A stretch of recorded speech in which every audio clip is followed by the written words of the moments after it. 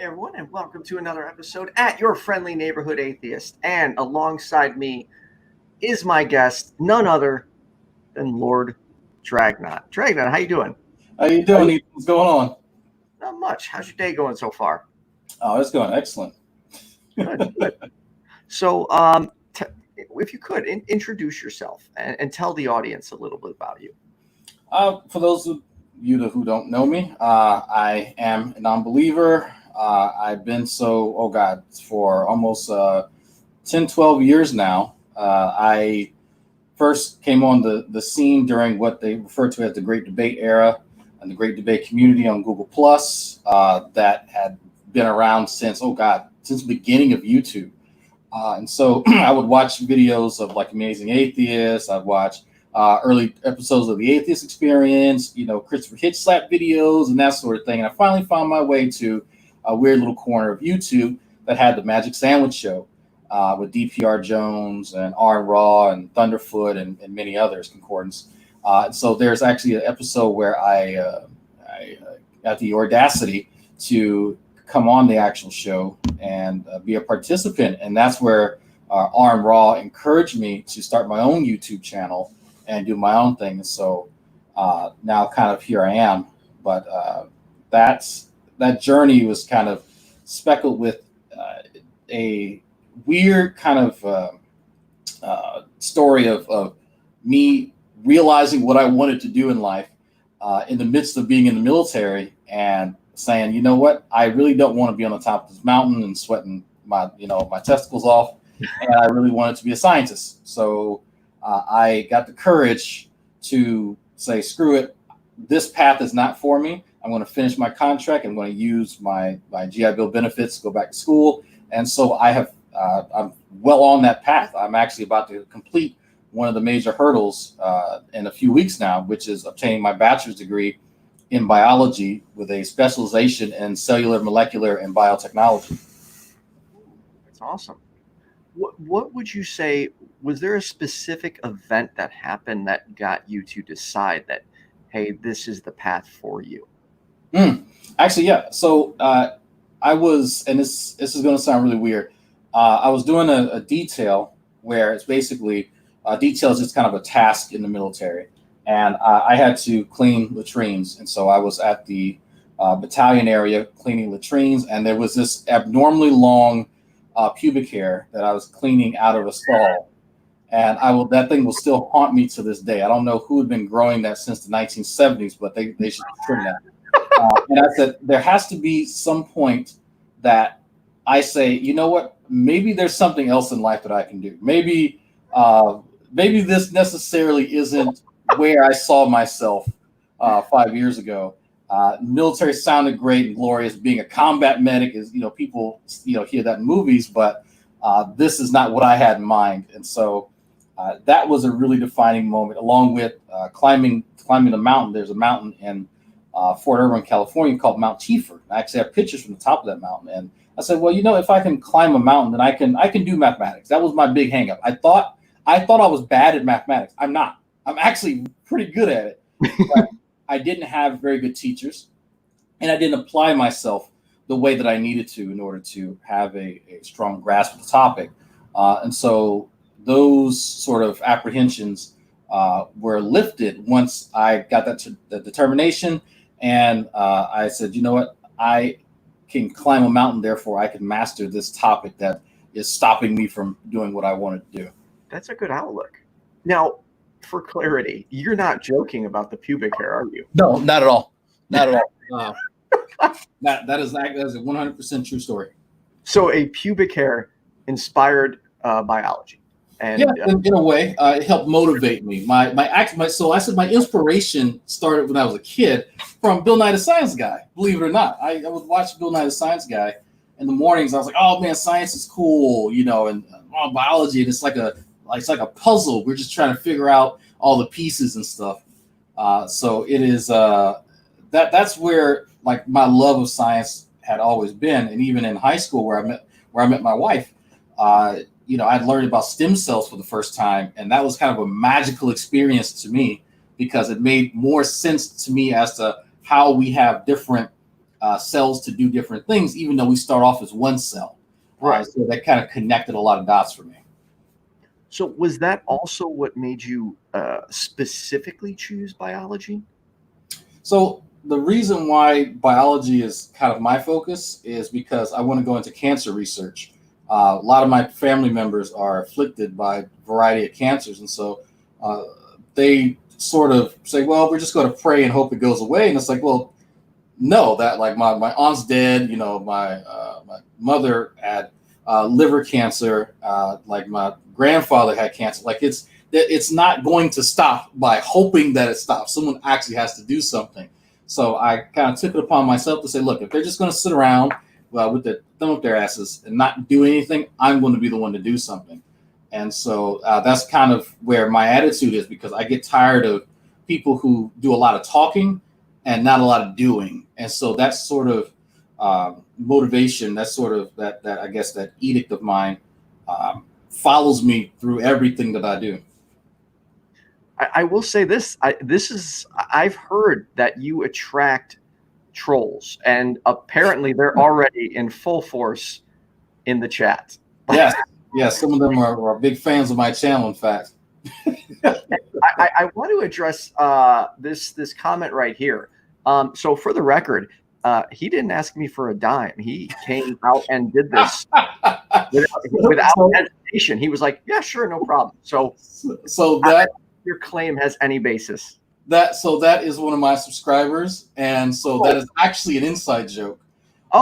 There was someone who recently had said that about me in a video, and it's so for people who watch my channel, they know that I tell people that they don't have to donate anything to me at any point in time. If you tag me, I'm just going to read out your comments anyway. But some people prefer to super chat or Cash App and all that other kind of jazz. And so that quote is from someone that I review on my channel that misrepresents me. And so so my viewership will troll me with comments from people who don't like me. And that's one of them. All right. Well, that's okay. Good to know then. I guess we are not being flooded with trolls. I just saw that. Like, don't get me wrong. They're still trolls. They're just they're nice trolls.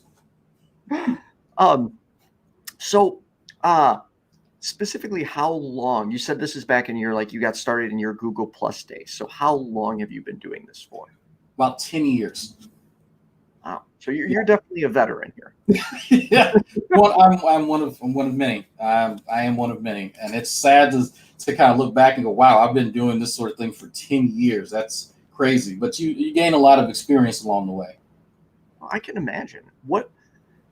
I guess since you've been doing this a long time, what knowledge or what's one tip you would give someone that is brand new to this?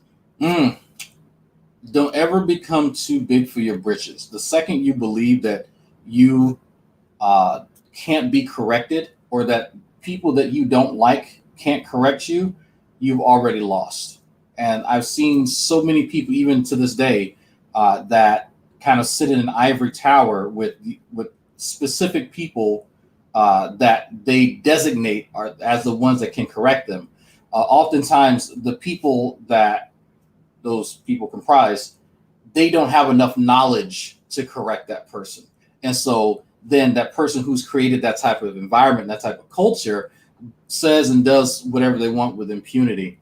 And I think it doesn't help anyone, especially when you're claiming to be rational and you're claiming to be a skeptic, to kind of wall yourself off or cloister yourself within a group of yes men.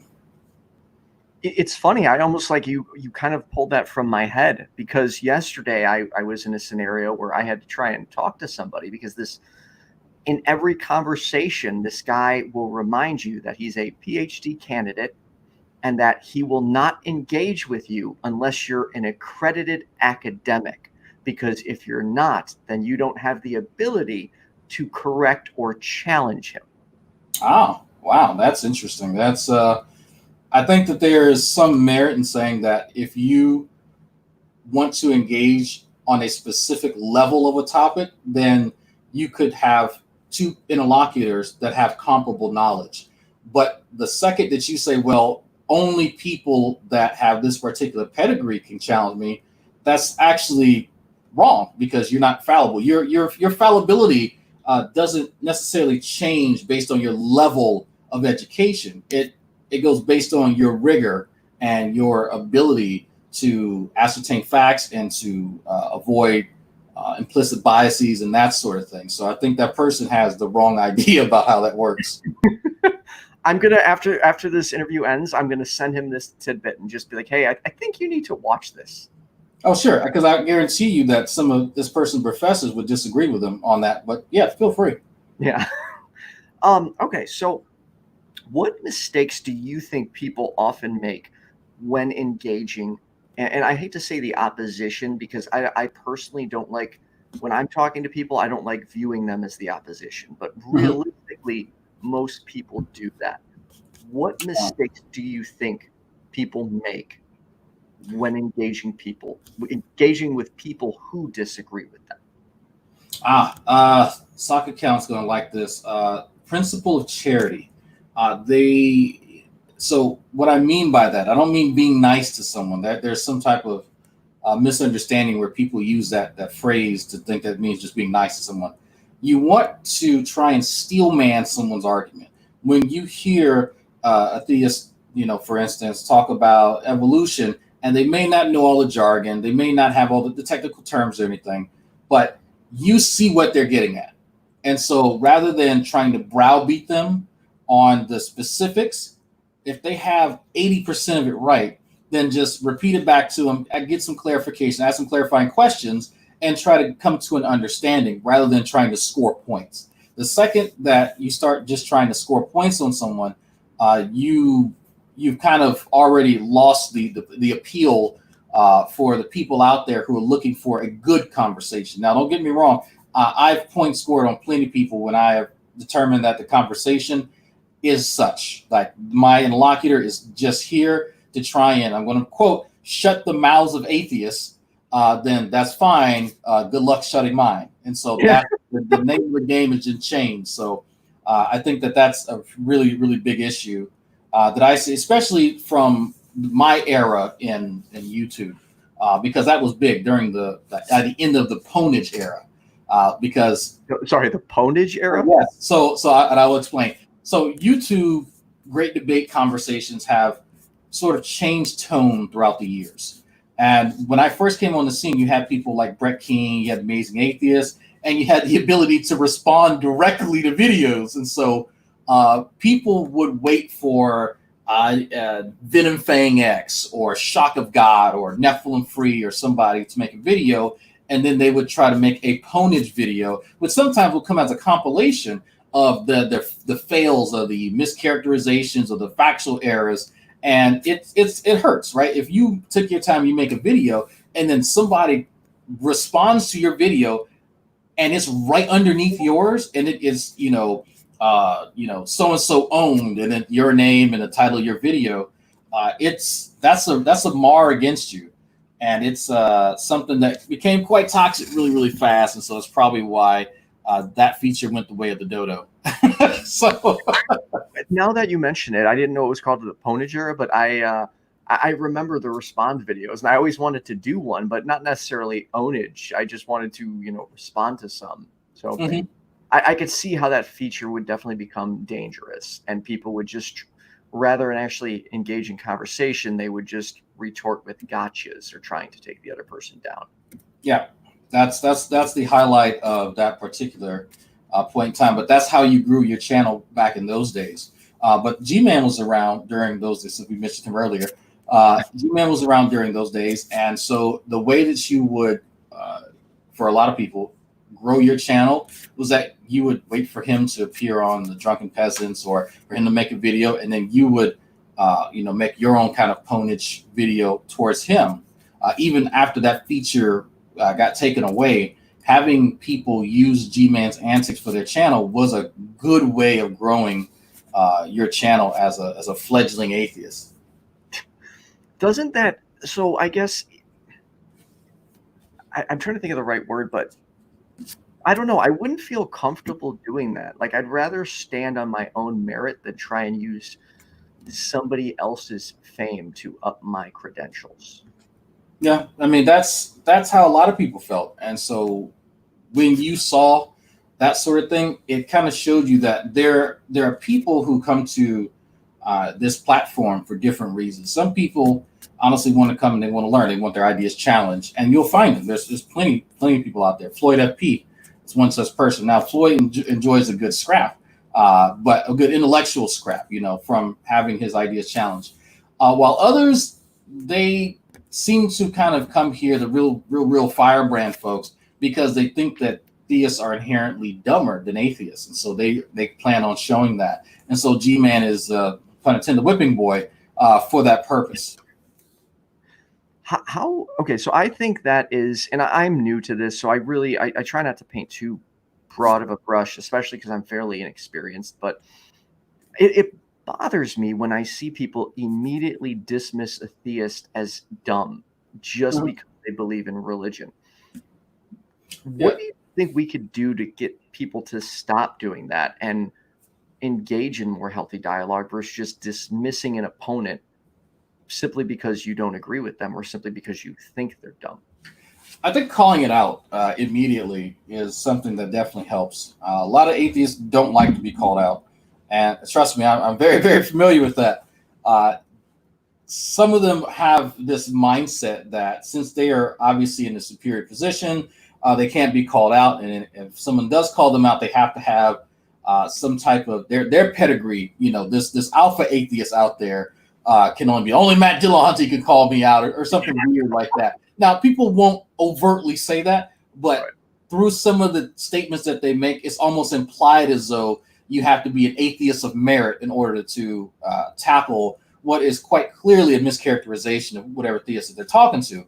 But I think having a lot of integrity ourselves and saying, look, not every theist is stupid. Let me see you go up against, inspiring philosophy. Let's hear you tackle, his arguments. Right? Because calling him stupid is one thing, but he's not stupid.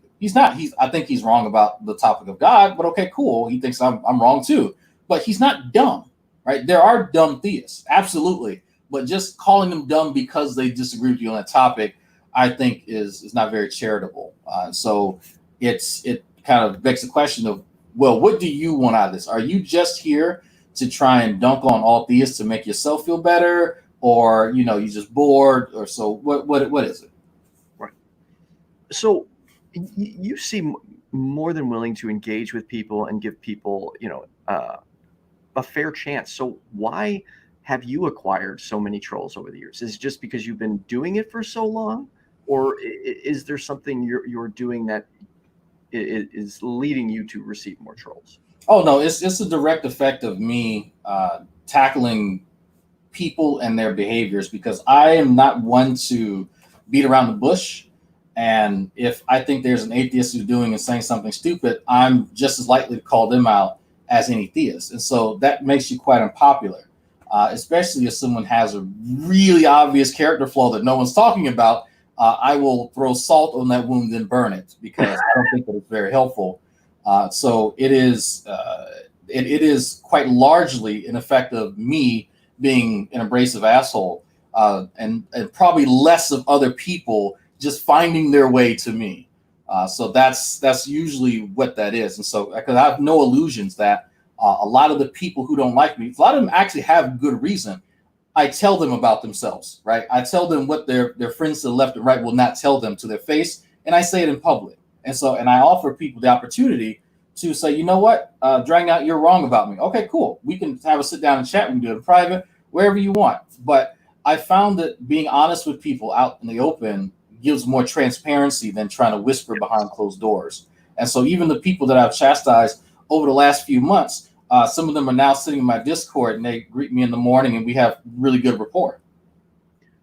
I got to say, I wish everyone was like that, Dragnauct. And very few people are. And, I gained some respect for somebody in my audience yesterday, and I already had tremendous respect for them.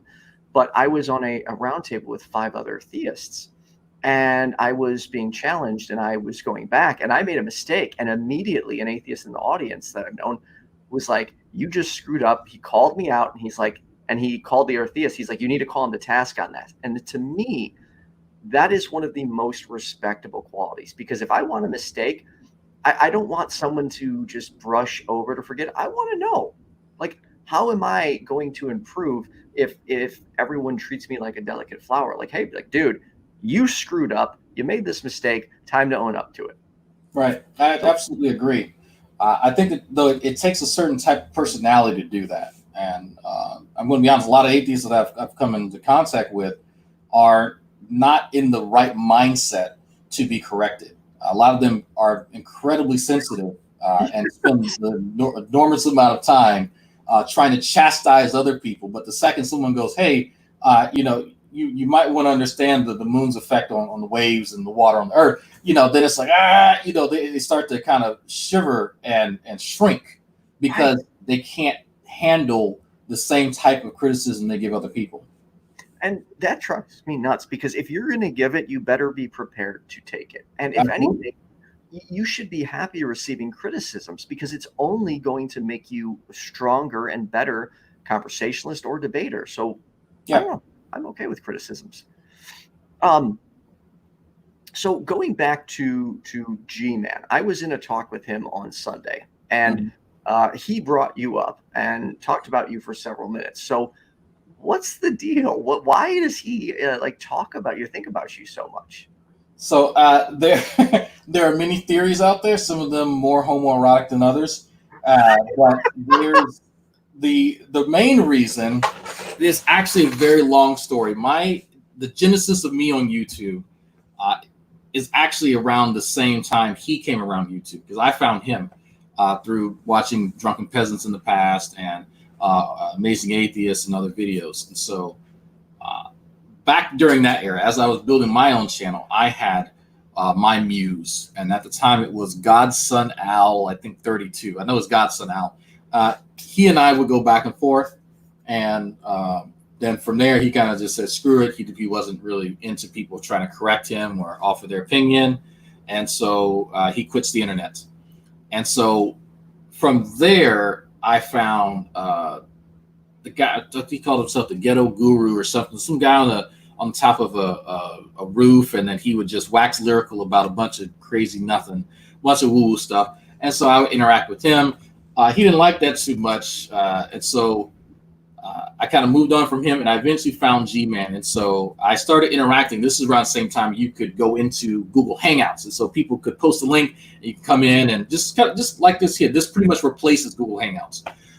And it was connected to YouTube, so people could see it. You could search Google Hangouts on air, and you could see these live discussions. And so GMan became my muse, and for some weird reason, people like watching us interact. And so he believes that he is going to convert me to Christianity one day. And it's a pipe dream, but whatever. You know what? He can believe whatever he wants.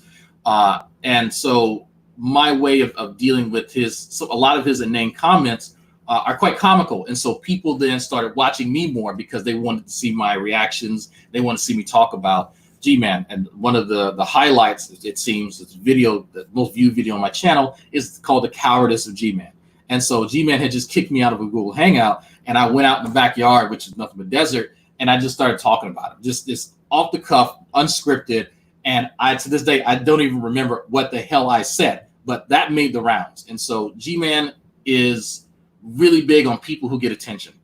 If someone's getting attention, he needs to get attention. And so he started seeing me get attention, and so he started interacting with me more.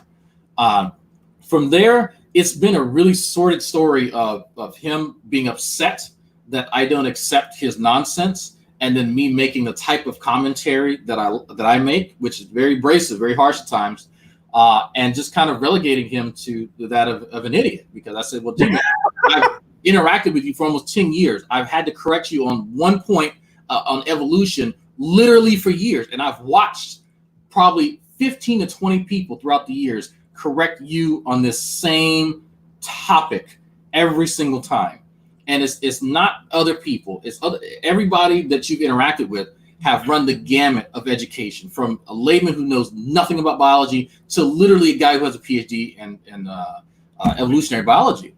And your response is the same. I said, you simply are not an honest interlocutor. You're not a debater. Stop calling yourself that. Just stop it. And so my very curt assessment of him and his character is not to his liking. And In fact, he becomes quite irate because people listen to it and they repeat the things that I say about him to him. And so that has spawned, I'm not sure how else to explain this, the belief that I have mind control powers over people. And I know when you and other people hear that, it sounds really strange and it sounds like it's hyperbole, but him, so GMan, he has a buddy named Vekel, spoken, they actually, yeah, you met Vekel. They actually believe that I have some sort of supernatural ability to control people. You're joking with me. No, absolutely not. If there's people who watch my channel and I review the videos that they put out when they say stuff like this. And so people who watch my channel, am I lying about that? Is this not something that they have indicated? You're not punking me right now. Like this, I'm going to hate them. You're being serious. I'm dead serious. So remind you, they already believe in some supernatural stuff. They already believe that they're in a spiritual war with goblins and demons and witches and warlocks. And so one of the and this is a newer belief, is I can somehow tap into this ethereal realm and I can manipulate this supernatural something or other and then influence people's mind. GMan refers to it sometimes as the power of persuasion. And so I said, well, GMan, that's not, I mean, I get it. Like I get the non-supernatural, kind of meaning to that phrase, but the way that he uses it, it sounds more like a Sith, force power. And it's really, really funny to get him to talk about it, because he'll tell you that, well, when Dragnauct says something, people believe it. Well, yeah, that there's nothing magical about that, but it's the way that it's put across is that these people know that he's lying, but they can't help but to believe it. Like that's sort of the context that's built in there. And you would honestly kind of have to listen to him talk about it in order to see that aspect of it. But I'm trying to give the watered down version so that it's not so outlandish that people can't kind of see how sad it is. That's just almost like I believe you, but it's almost unbelievable that he thinks that you have a supernatural ability. Yes. So I guess, is that where Dragoons comes in? So Dragoons is actually pretty funny. So GMan's around 2000, late 2016, early 2017. Actually, no, it was probably before then. Actually, around 2015, because I was still in Maryland. Because I moved end of 2015. I moved from Northeast Maryland to Houston, Texas. And so GMan would talk about the cult of Dragnauct. And so as Google Plus was in its death throes, I said, okay, GMan keeps talking about the cult of Dragnauct, which it comprised of my audience, people who don't like him. And so they don't want to watch him, but they rather watch me talk about him. Right. I said, you know what? We need a name. If he's going to call you guys the cult of Dragnauct, then we need an easy kind of bumper sticker to identify everybody. And so I did a poll. Actually, I did two polls. So the Dragoons, the Dreadnoughts, there were all a bunch of options on there. And Dragoons won by a landslide in both polls. And so that's the reason why Dragoons exist. And so GMan doesn't realize that he actually was the one that started the Dragoons thing. And it's been an open joke for a long time. And so we've kind of go, the Dragoons are coming after you, GMan. Like really, really facetious. But he can't pick up on sarcasm. And so he thinks that there's literally people who are like signing up. Yes, Dragnauct, I'll be in your troll army. And so it's really funny because then people who kind of find my channel, they say, oh, this guy's crazy. Yeah, I'm a Dragoon too. Yeah. And so they'll go and they'll mess with him and they'll claim to be Dragoons and all that sort of kind of stuff. Have you ever changed his mind on anything? Yes, actually. There was a topic and it had to do with health science. And I want to say it. I want to say it wasn't vaccines because that was Jade West, and bless her heart, she's no longer with us. Jade West changed his mind on vaccines somewhat, and there was a conversation he and I had many years ago, and I think it was about. It wasn't B17 because he still kind of believes that that's harmful. I want to say it was about what comes out of his shower head, and I have to phrase this correctly because it's so. GMan thinks that the steam that you see in your shower, where the water starts to condense, he thinks that that's gaseous chlorine, and that's why your skin is dry after you take a shower.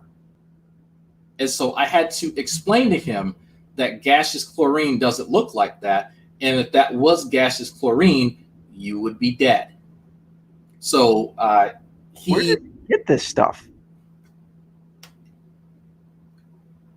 doesn't understand chemistry, and so here's GMan. There's a GMan logic processor. He knows that chlorine is added to water to treat it. He knows that this treatment plant supplies him with water. He knows that the water that comes out of the faucet head is clear. Right. He doesn't realize that when water condenses, it changes the opacity of it. So, liquid water versus gaseous water.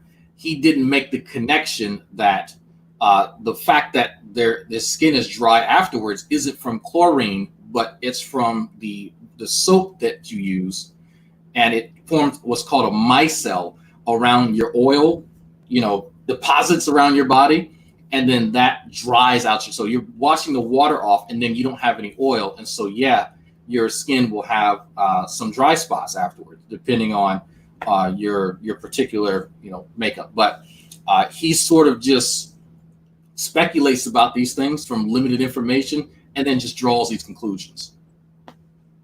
Wow. I gotta say, I almost wish I knew all of this prior to meeting him on SJ's channel. This would have been brought up some interesting challenges in our conversation. Sure. How would you tell the difference between somebody who's just trolling you and, for instance, someone who may be just a dishonest interlocutor or not even know better? Like, how do you differentiate between the two? Oh, confidence in the claim. So people who genuinely don't know have a lower level of confidence than someone who's trolling. So if I'm talking to someone and they want to discuss abiogenesis, and I say, okay, cool, why don't you tell me about it? I allow them to teach me the topic, and based on how they're trying to teach me, that helps me gauge whether or not they know what they're talking about. And I look for I look for the shibboleth, right? I look for if they understand any jargon or they use a jargon. I look for them mentioning any studies that they've read, not Wikipedia pages, not which wikis are useful as an overview, but if they've actually read any research, their formal or informal level of education, and whether or not they understand the fundamentals of science of that, claims, right. Scientific claims are provisional. And so if they understand things like that, then I have a better gauge on whether or not that they're trolling me. And I just kind of take my time and I say, well, okay, cool. You think that the auto catalysis that these particular molecules go through isn't the option for the first molecule. Well, why do you think that? Well, it's just impossible. Well, okay, explain to me why. Are there no molecules that can catalyze their own reactions? Well, I don't know. Well, you just told me it was impossible, right? I would think that you would know if you just told me it's impossible. So little questions and back and forth like that will really let you know whether or not they studied, or how hard that they are for holding to these certain notions. If they're willing to say, you know what, I could be wrong about that, probably not trolling you. If they're saying, no, this is definitely it, and then they probably full of shit. So you'd say, I guess the important thing to do would be to listen and then ask as many questions as possible to make a determination prior to writing them off. Absolutely. Socratic questioning is definitely very, very useful. Awesome. Speaking of jargon, I have found, and this goes into one of my questions, is I have personally found that in the short time I've been doing this, one of the biggest gaps in communication between skeptics and the average Joe.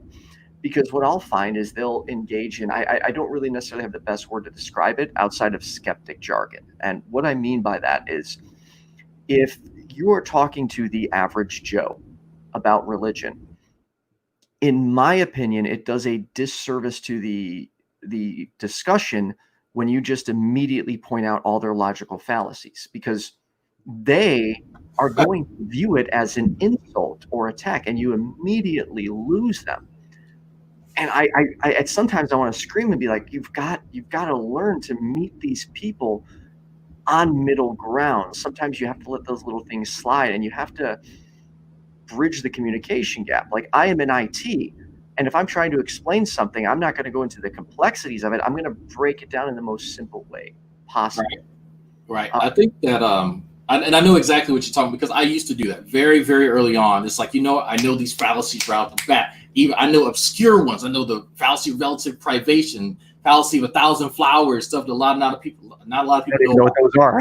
Yeah, it's those are more obscure ones. You've seen them, you've encountered them, but you probably didn't know. But like, the fact that I mentioned those, what does that do for you and I? If I mention fallacy of relative privation, how does that help you understand what I'm trying to get across to you? Nothing. So someone called it this years ago, and I don't know who I could attribute this to, but they called it swinging the fallacy wiffle bat. And so, you're just trying to go around and you just, bopping people. Well, that's a fallacy. That's a fallacy. It's not an I win button. It doesn't actually do anything other than say, okay, that person formed a fallacious argument. But if you do understand fallacies, then the fallacy. Just because someone makes a fallacious argument doesn't mean that their conclusion is wrong. In fact, that you can erroneously reason to a conclusion that's perfectly sound, and even though the logic's not all valid, it's right. I can conclude that the sky is not made out of cheese because, well, I fart on Tuesdays and my mother's name starts with a D. That none of those have any. That's a non sequitur. It has nothing to do with one another. Right. But the conclusion is true. The non-believers that like to do that, they get kind of slap happy because they're just starting to understand philosophy. They're just starting to feel a little bit of that little boost that you get from being able to get one up on someone. It is a good feeling. Absolutely. Sure. I'm the first person to acknowledge that.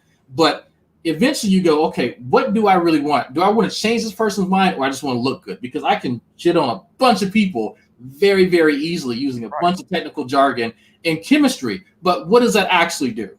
That nothing. It just makes me like an asshole. So I would say, for the people who are doing that, know the fallacies. Don't ignore them. Don't just say, okay, well, I'm just not going to mention fallacies.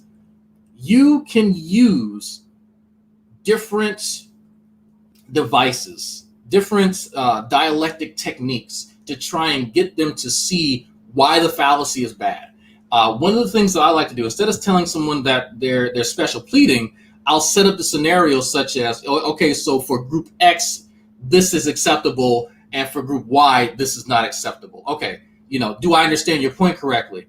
And so what I'm essentially doing is illustrating I just said it, the double standard that they have, essentially. Right. So it serves the same exact purpose. Now, but the difference is that I formed it in such a way that I'm asking a clarifying question so that I can help steelman their argument, and I can also potentially show that if this is true, then it's fallacious, and you probably need to re-examine it.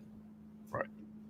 I definitely wish we could, and I guess the problem here is because I'm new to this. There are so many times where I want to be like, guys, it's like sometimes you're not accomplishing anything. You may score points in your own head, but just because it makes you feel better doesn't mean it's actually doing service to furthering the conversation.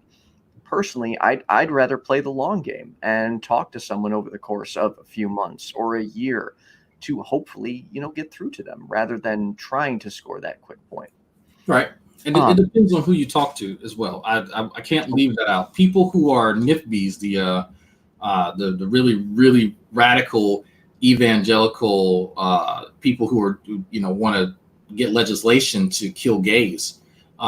They are some of the people that I am patient with, but I'm also very curt with. And I don't want to give people the impression that even though, yes, on my channel, I do land-based idiots, that when I do engage with people, it's not on the same level. People who are that hateful don't really have a big interest in trying to be told that they're wrong. And so there is a way to own people that is a bit more sophisticated. You could try to show that their epistemological toolkit is simply broken, and that if they are starting to just become just absolute recalcitrant in what you are trying to get across to them, and that they're just absolutely wrong about, there's things that I do. Absolutely. There's things that me and Sock Account both do to kind of get people to stop BSing us. One of the things that I like to mention to people is that if I think that someone is BSing me, I stop asking them open-ended questions. I only ask them closed-ended questions with the condition that they qualify it afterwards. But they have to answer it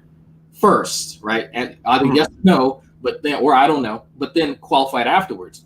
People who are trying to obfuscate will refuse to do that. And I've seen SJ do that, actually, at quite a few times, even in it for a range of people.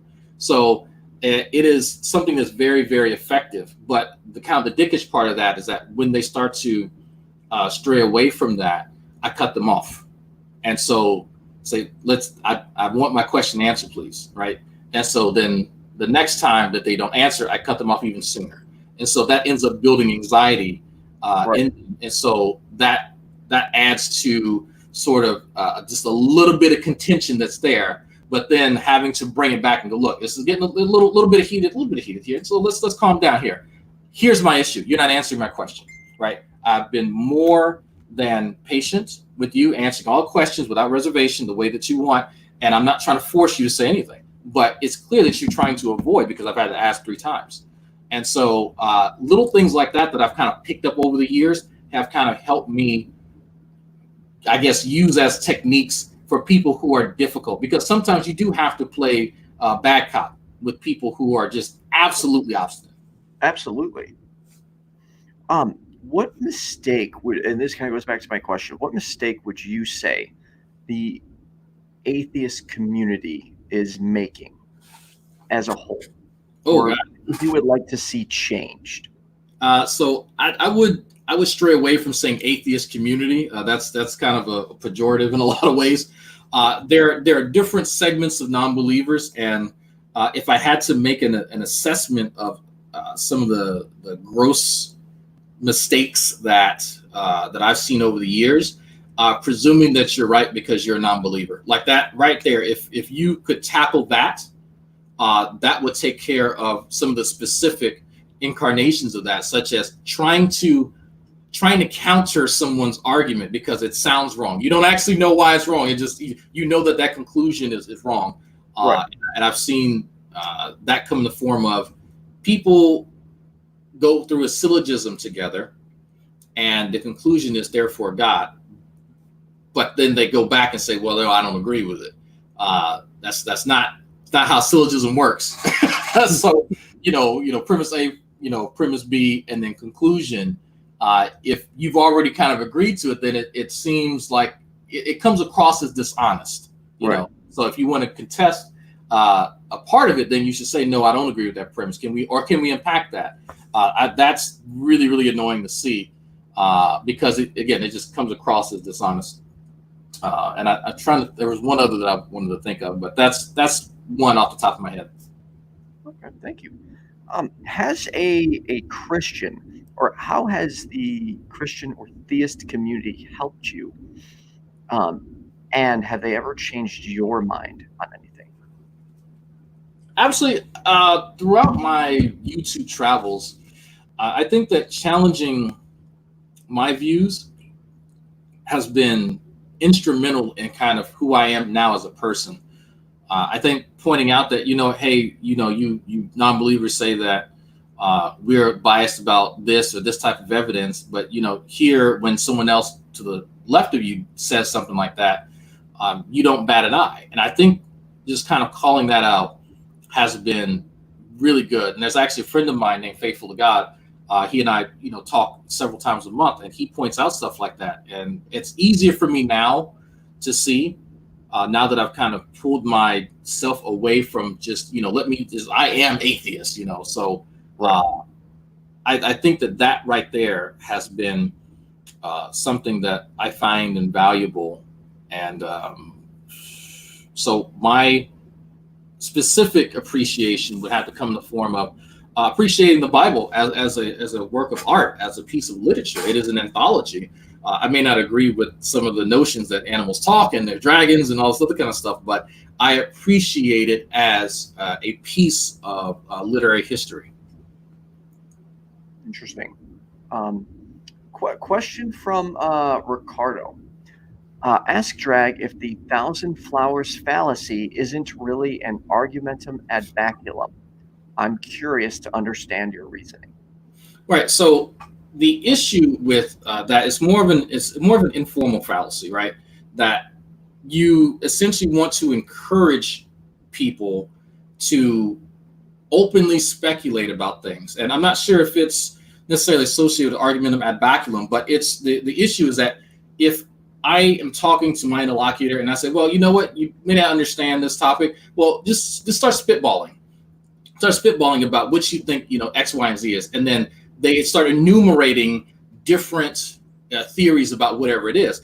And I pick the weakest one and I say, well, why would you think something stupid like that? And I start to attack that. That's why it's more of an informal fallacy. It's just kind of a dickish thing to do. And it's something that I've seen people do. I've seen atheists do that, actually. And it is really telling.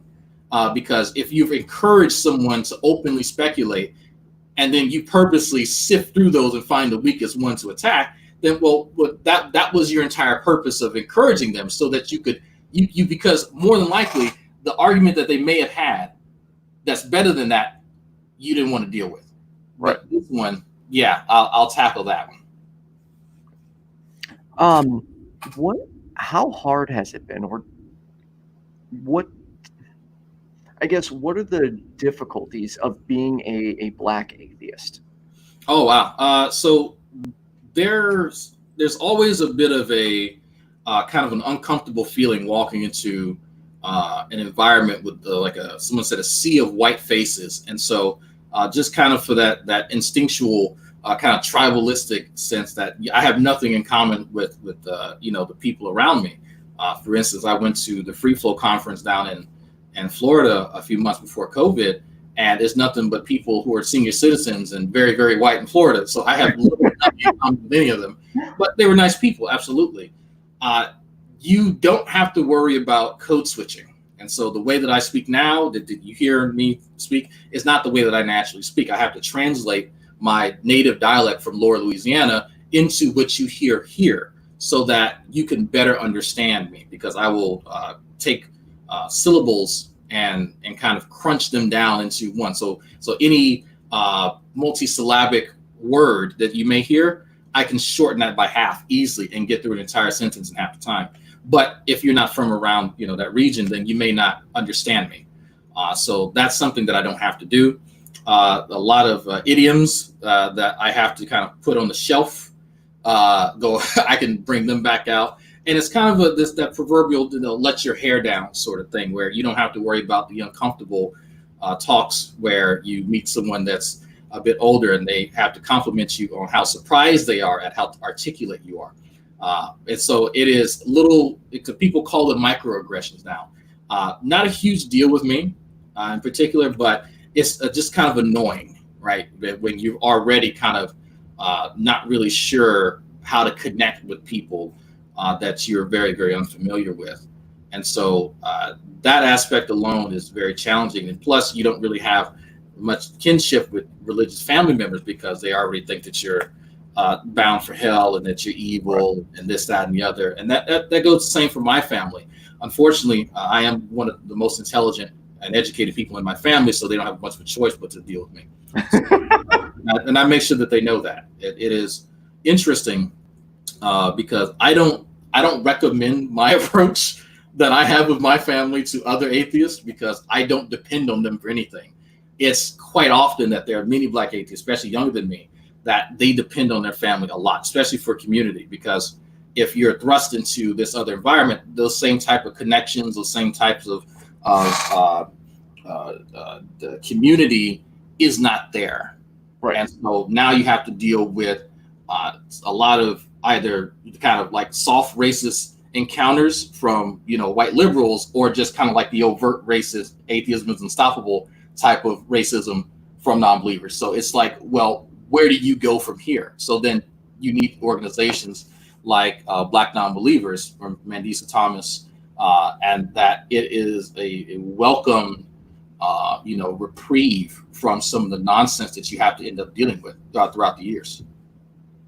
Could you give me maybe perhaps an example of how you specifically adjust your speech accordingly between the two audiences you were speaking of? So it's almost an unconscious thing now. So my speech typically changes based on who I'm around.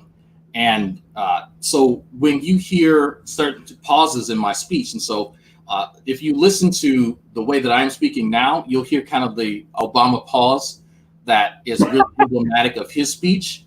That is so that I have time to translate what I want to say into what you can understand, that is fully enunciated, has all the syllables, and is fully articulated in a manner that most people in America are familiar with. Okay. Question from Korag. Could you ask Drag to explain to us the difference between philosophical naturalism and methodological naturalism, and how we are commonly strawmanned with philosophical naturalism? That's actually a good question. I got beat up on that. I say beat up. I got that question on Atheist Experience the first time I went on, and I started explaining methodological naturalism in the scope of science versus holding to philosophical naturalism, just kind of in your day-to-day life. And then as I was explaining that, I started explaining that I hold to methodological naturalism, but I'm not necessarily the philosophical one. But the irony was that as I was explaining it, I started to indicate more and more that I was a philosophical naturalist. And so anyway, that's my anecdote. So when you talk about naturalism, that the world, the universe, everything that exists simply is in a fashion that is, you can record it, you can test it, you can measure it, and it typically leaves out things of the divine, things that we would consider supernatural. Because mind you, the state of affairs is unknown. A lot of us just presume that everything in the universe is in a pattern such that we can read it and test it and all that, okay? With that presumption, we conduct what we call science. If there is a phenomenon that happens, then we can record it. We can test it. We can use a methodology to go about doing that, right? Because if it's divine providence, then it's a one-in-a-lifetime event. You're probably never going to see it again. How can you possibly test that, okay? Mm-hmm. Now, I don't know if that extends to everything in the universe. There may be some divine intervention or some one-off event that simply occurs, and it is simply an aspect of our universe that I just don't understand, okay? But if I believe that, if I believe that there could that is a part of the universe, then I am not a philosophical naturalist. So therein lies the difference. There's a methodology that I employ that has to do with the universe as we know it, being testable, being repeatable, having some type of trends or patterns, versus that's all that there is. And there is no kind of, divine intervention. So what Korag is getting at is that people who, and I've seen specifically Nephilim Free, he's a big fan of doing this. If I say that I use methodological naturalism in the lab, which I do, absolutely, he then extends that to say, well, no, you think that everything in the universe follows that, and then you preclude the possibility of the supernatural, which is not true at all. which is actually not true. I don't know. But then that kind of bleeds over into whether you think it's just you're a substance monist or a substance dualist. Is there another substance out there that comprises the universe that isn't the matter that we're all all too familiar with? So from the audience, someone disagrees and they wanted to say that philosophically, everything is necessarily natural and methodological. We cannot appeal to the supernatural until it is demonstrated. I don't know if I agree with that. I don't think that you could have a methodology to demonstrate the supernatural, because if you could do that, then it would be natural. All right. Thank you, Christian.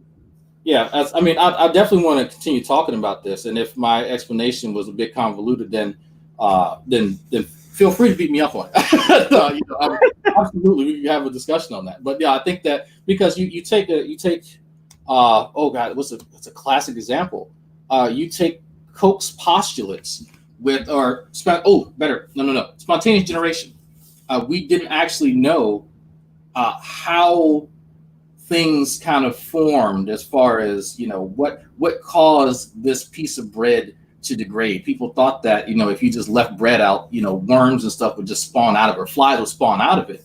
And so we were able to employ a methodology using the empirical evidence of the setup, if you're familiar with that, with the gooseneck bottles and glassware, stuff like that, to show that no, it's the microscopic organisms that are doing the stuff to the pieces of bread or cheese or whatever it was.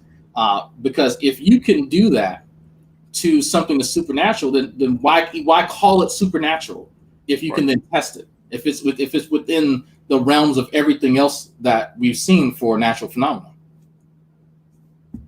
So, are you? I guess maybe clarify that. So you're saying if we can test the supernatural, it's no longer supernatural? Essentially, there's some shades of gray of that. There's the possibility of there's a phenomenon that we could call supernatural, which I guess we would have to then define, or ask how are we defining supernatural? If there is someone who is resurrected from the dead, and we test to say this person was dead, their body no longer has a functioning circulatory system, and they're alive somehow, right? There's a way that we could ascertain the facts behind that and not actually know the mechanisms. Absolutely. But from what we already know, given medical science, it doesn't comport to reality. So then we need something else to investigate those instances. And so maybe there needs to be a supernatural methodology that's employed in that case. I don't know. That makes sense. That's kind of the distinction I try to make. Okay. And then lastly, is there anything else you would like the audience to know, or when it comes to engaging in conversation? Be open to being told that you're wrong, and being open to be wrong. Be open to learn. Be open to have people sort of walk you through stuff, even though you might feel that you understand it quite well. Because the second that you become complacent is the second that you stop learning. And I think that with that being said, I wouldn't let random people on the internet kind of tell you, what they expect of you unless they know you, because that seems to be a really fun thing. Actually, me and Matt were kind of laughing at that because for some weird reason, there's a lot of people who are very, very presumptuous, and that within cogent advice, there's kind of this almost patronizing tone that comes with their assessment about who you are in your life when we really don't know each other. And so I think that be open, like I said, to people correct me, but also keep people at arm's length. Not everybody's your friend just because you're online and we're friendly and cordial. We don't know a lot about one another, and keeping that distance, I think, is something that should remain a mainstay in this arena, because there's a lot of people who kind of get their feelings hurt when things go awry. Oh, that's true. All right, cool. Dragnauct, where can everyone check you out at? You can just type in my name, Dragnauct, in YouTube. You can find me. I'm on Twitch. I have a Discord. I give the link out every so often. But I've been less inclined to lately because people have been advocating for people to join the Discord, and they don't understand the environment that bad ideas are going to be called out. Not everyone's nice to you. Doesn't matter whether you agree or not. It's a mixed crowd. And that if you can't defend your points, and if you're too sensitive, and if you don't want to really engage, then it's probably not for you. So no, that's it. Awesome. And then so one last thing from Christian Dragnaught. If the supernatural exists as described, it is by definition excluded from the natural calculus. Mm-hmm. That is why religious folks hate philosophical naturalism. Right. And so they want there to be a world that's not just natural, because then God can then interact within the realm, right, within this universe. And so maybe I misunderstood Christian's point, which is perfectly fine. That's I may have misread or misunderstood it. So my position, I'm not sure. There may be something out there that exists that's a part of this universe. I don't know if there's a God, but I doubt it.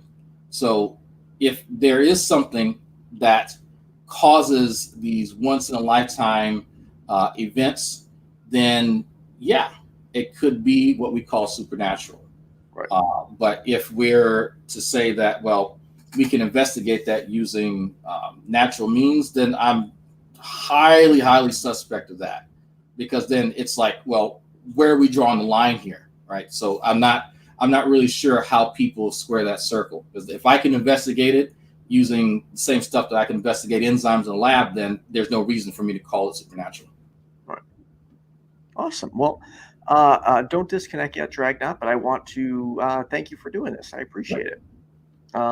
Everyone, thanks for tuning in. I want to thank my top tier patrons, Cindy PLAZA, Trina Deluca, Kenneth, Leonard, Christian Watkins, and Kathy Leto, and Ian Davenport. And if you like what I do, there's a link in the description to join the Patreon. And I hope everyone has a good day. Stay safe, stay happy, stay healthy. And Dragnaught, welcome to the neighborhood. Thank you, everyone.